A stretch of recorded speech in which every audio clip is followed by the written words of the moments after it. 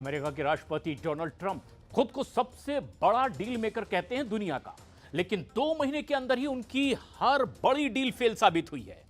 Ukraine और Gaza में cease fire टूटने के बाद डोनाल्ड ट्रंप पर सवाल खड़े होने लगे और यही वजह है कि ट्रंप को भी अब एहसास होने लगा है कि इस वक्त युद्ध में सिर्फ और सिर्फ मर्जी चलेगी पुतिन की।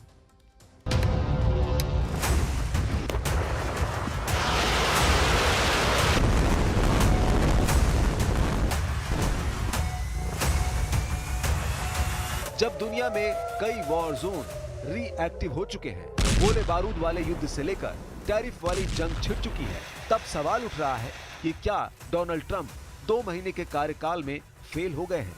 क्या अमेरिका का सुपर बॉस युद्ध वाले फ्रंट पर सुपर फ्लॉप साबित हो रहा है? अमेरिका से दुश्मनी फिर से रिकॉर्ड तोड़ रही है। खामेनेई से लेकर जिनपिंग और पूरा यूरोप ट्रंप के खिलाफ खड़ा हो रहा है। क्या यह माना जाए कि अब अमेरिका की कोई नहीं सुन रहा है? दुश्मन ही अब ट्रंप के खिलाफ नहीं, बल्कि अमेरिका के पुराने साथी भी अब बागी हो चुके हैं और सबके टारगेट पर अब डोनाल्ड ट्रंप हैं। ट्रंप ने जहां जहां युद्ध की आग बुझानी चाहिए, वहीं से तेज धार वाले चाकू अब ट्रंप पर वार कर रहे हैं। डोनाल्ड ट्रंप ने 20 जनवरी को दूसरी बार राष्ट्रपति पद की शपथ ली और 2 महीने के कार्यकाल में ट्रंप ने 2 सबसे बड़े वॉर जोन में आग बुझाने की कोशिश भी की। पहला वॉर जोन गाजा, जहां 15 जनवरी को सीज फायर का ऐलान हुआ, लेकिन ट्रंप की शपथ से एक दिन पहले यानी 19 जनवरी को लागू हुआ वो सीज फायर ठीक 2 महीने बाद तार तार हो चुका है।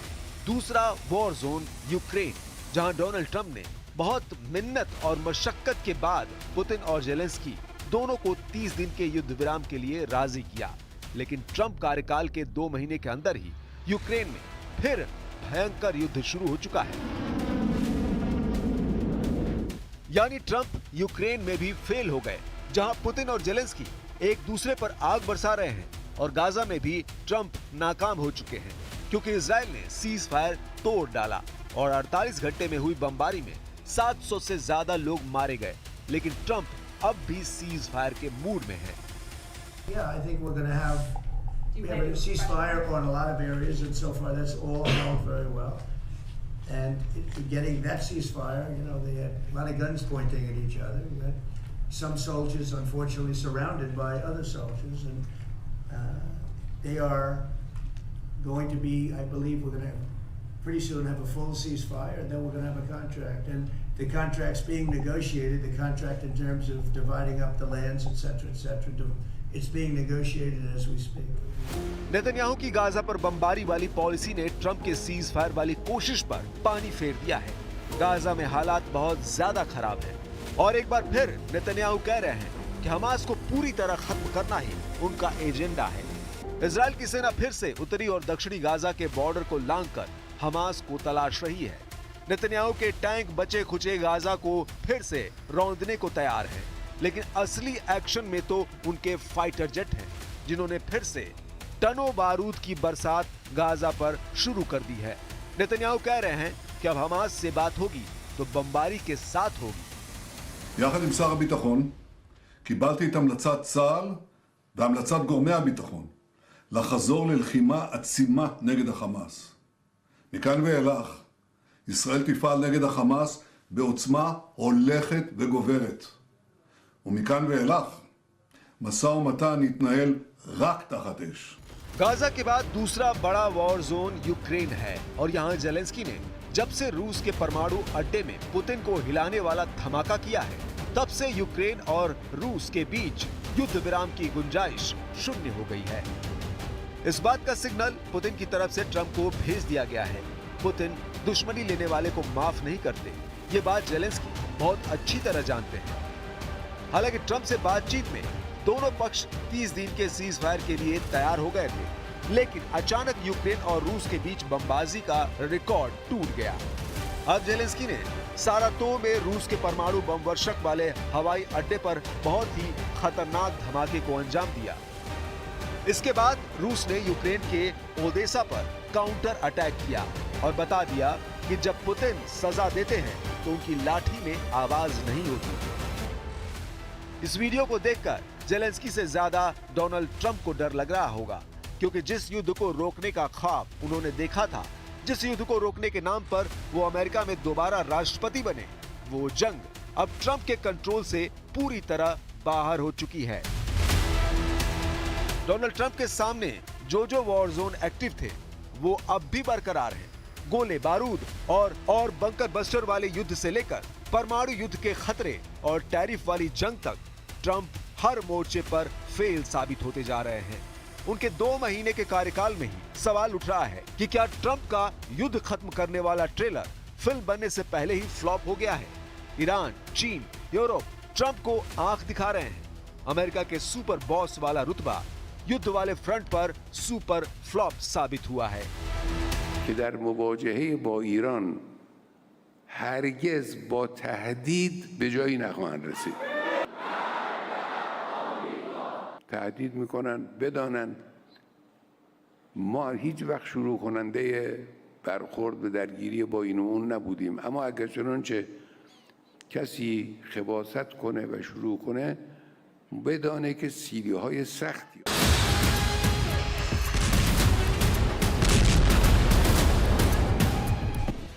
ईरान के सर्वोच्च नेता अली खामेनेई बार बार बता रहे हैं कि अमेरिका चाहे जितनी बड़ी ताकत हो, डोनाल्ड ट्रंप चाहे जितने बड़े डील मेकर हों, ईरान उनके साथ समझौता नहीं करेगा।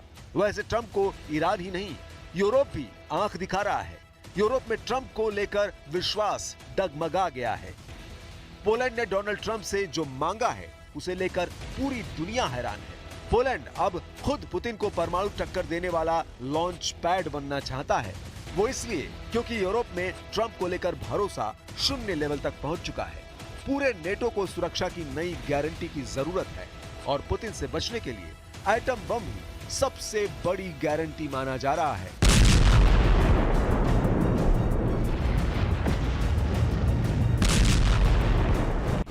इसलिए पोलैंड के राष्ट्रपति आंद्रे चाहते हैं कि डोनाल्ड ट्रंप अपना एटम बम उन्हें सौंप दे, यानी अमेरिका अपने परमाणु बम पोलैंड में तैनात कर दे।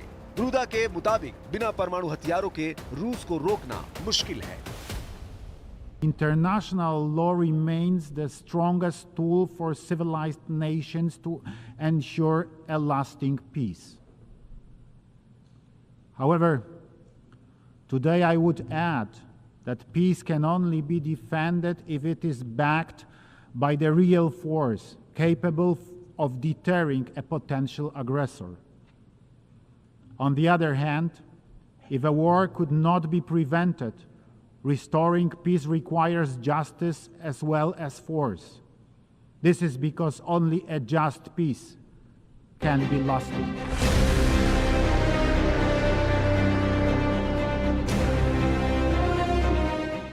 पोलैंड की दलील है कि पुतिन अपने परमाणु हथियारों को बेलारूस में तैनात कर चुके हैं। ऐसे में पोलैंड भी परमाणु बम की मेजबानी के लिए तैयार है। इसमें कोई शक नहीं कि पुतिन के युद्ध को लेकर पूरा नेटो तनाव में है। पोलैंड तो यूक्रेन के बाद पहला फ्रंट है जहां लगातार नेटो की सेनाएं एक्टिव रहती हैं। और अब पुतिन के साथ ट्रंप की नजदीकी ने पोलैंड ही नहीं पूरे यूरोप में एक डर बैठा दिया है। Bardzo by mi zależało, i to nie jest, czy to jest taka dla mnie też oczywista też racja stanu państwa polskiego, abyśmy formułowali pewne oczekiwania, kiedy robimy to publicznie, wtedy kiedy mamy pewność albo mamy powody, żeby być przekonanym, że tego typu apele czy wezwania znajdą posłuch i że adresat w tym przypadku administracja amerykańska, prezydent Trump jest przygotowany na pozytywną reakcję.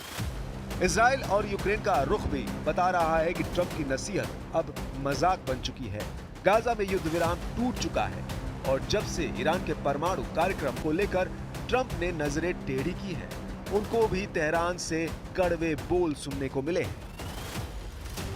Iran के युद्धाभ्यास भी लगातार जारी है। Iran अपनी मिसाइलों को दिन में भी फायर कर रहा है और रात में भी उन्हें टेस्ट कर लिया गया है। ईरान ने अपने 200 किलोमीटर रेंज वाला वाबर 373 एयर डिफेंस सिस्टम दिखाकर बता दिया है कि वो अमेरिका के चैलेंज के लिए तैयार है।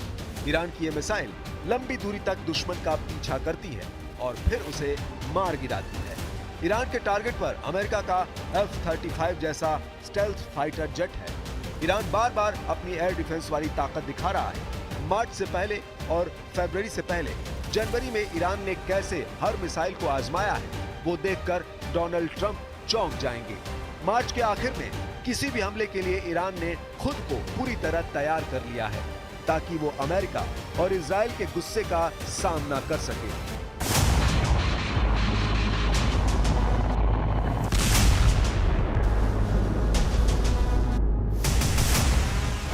युद्धाभ्यास नंबर 1, युद्धाभ्यास नंबर 2, युद्धाभ्यास नंबर 3, युद्धाभ्यास नंबर 4।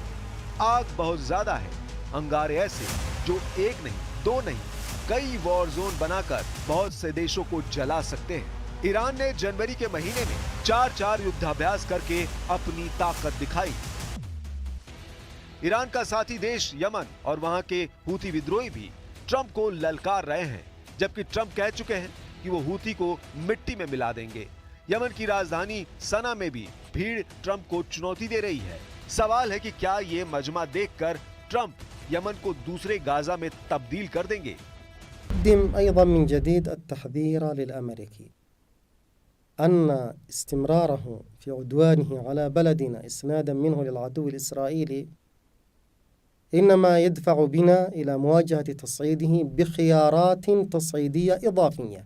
यमन के पास अमेरिका का एयरक्राफ्ट कैरियर ट्रूमैन लगातार एक्टिव है और यहां से उड़ने वाले हर फाइटर जेट के टारगेट पर यमन के शहर हैं। लेकिन यमन का गुस्सा अमेरिका को बहुत कम करके आंक रहा है और यही बात ट्रंप के रौब पर सवाल उठाती है। इसमें कोई शक नहीं कि गाजा से लेकर बेरूत और यमन से लेकर तेहरान तक डोनाल्ड ट्रंप की छवि अब डील मेकर नहीं, वॉर मेकर की बनती जा रही है। और ट्रंप के लिए बड़ा झटका यह है कि उनकी धमकियों को अब कोई गंभीरता से नहीं ले रहा। یک اشتباه بزرگی رو سیاستمداران آمریکایی و اروپایی و امثال اینها میکنن و اون این که مراکز مقاومت در منطقه رو اسمش میگذارن نیروهای نیابتی ایران.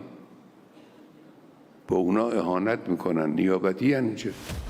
तस्वीर साफ है कि 2 महीने के अंदर ही ट्रंप का कार्यकाल बड़ी चुनौतियों से घिर गया है। लग रहा है जैसे अमेरिका की सुनने वाला कोई बचा नहीं। जो देश अमेरिका के एक इशारे पर जी हुजूर कहते थे, अब वो अमेरिका के दुश्मनों के लहजे में ट्रंप को टारगेट कर रहे हैं। सबके टारगेट पर अब डोनाल्ड ट्रंप है। साफ है कि ट्रंप ने जहां जहां युद्ध की आग बुझानी चाहिए, वहीं से तेज धार वाले चाकू अब ट्रंप पर वार कर रहे हैं। लेकिन एक बात है जो यूक्रेन, गाजा और यमन में होने वाले धमाकों के साथ बहुत तेजी से बदलता जा रहा है, और वो है डोनाल्ड ट्रंप का मेक अमेरिका ग्रेट अगेन वाला नारा। क्योंकि अमेरिका ग्रेट तभी है जब दुनिया अमेरिका की बात मानेगी।